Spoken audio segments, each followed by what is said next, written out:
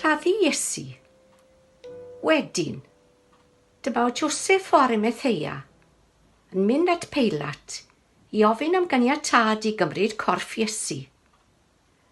Roedd Joseph yn un o ddylunwyr Iesu, ond yn cadw'n ddistaw am y peth, am fod ganddo ofn yr arweinwyr i ddewig.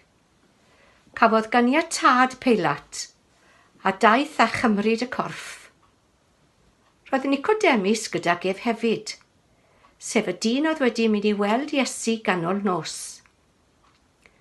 Daeth Nicodemus a tua 34 kilogram o fyr ac aloes i'w defnyddio wrth rwymo corff Iesu gyda stripedi o liain. Dyma sut roedd yr Iddewon yn arfer claddu pobl. Roedd gardd wrth ymyl y man lle cafodd Iesu groeswylio, ac roedd bedd newydd yn yr ardd. Doedd neb erioed wedi gladdu ynddo'r blaen.